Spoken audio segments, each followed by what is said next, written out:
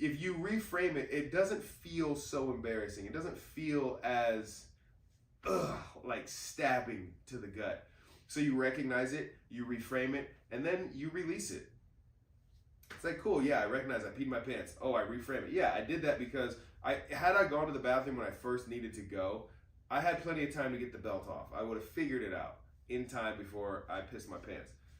But I didn't because I was there making the most of my time with my friends. I didn't want to leave my friends. We were having such a good time, and I'm such a good friend. You could reframe it however you want, however is healthy for you. And once you do that, then you release it. Like, yeah, that happened, and that's whatever. Like, that's it. You release it. And the challenge is, how do I teach how to deal with these things, even though we have this wonderful toolkit, right? The 3 R's. How do I teach this to him? How do I, hey, you feel embarrassed. You got to recognize it. You got to reframe it, and then you got to release it. How do I do that when he feels it so deeply and we're having these exchanges? Well, one thing that is lucky for me is Jeanette, her initial reaction is not the same as mine. Her reaction isn't to handle it right then and there publicly, wherever it is. Her reaction is to, hey, come here, let's separate, let's have one-on-one, that sort of thing. And I've learned that from her, through parenting and other resources and all that stuff too. But she just lives it. She exemplifies that.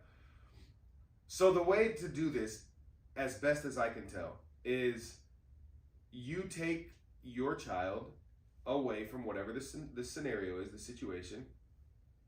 You have one-on-one time with them, and you talk to them about their situation, what happened, what went on, how are you feeling about it, and so on. And then you relate to their story.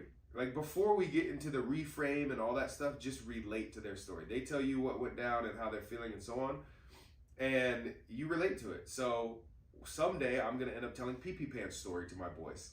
And it's going to be how I relate to them in this embarrassing experience that I had after they've given me kind of what they're going through and a little bit in their experience, the embarrassment that they have. So I'm going to relate to them, and then we'll start to work on a new reframe together and start to look at that embarrassing moment for different perspective, right? The 4th of July incident, the sand throwing into people's food and shit and their hair all over their bodies.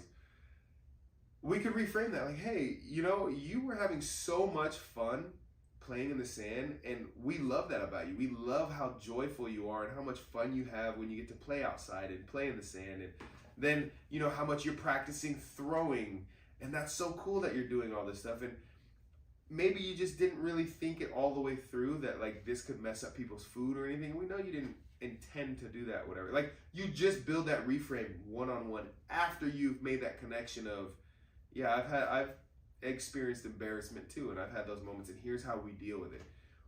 I think, man, when I look back over it, not just pee-pee pants story, but when I look back over all these embarrassing moments that I have through my life that I've had to rework on my own, like, man, if somebody would have taught me this shit sooner,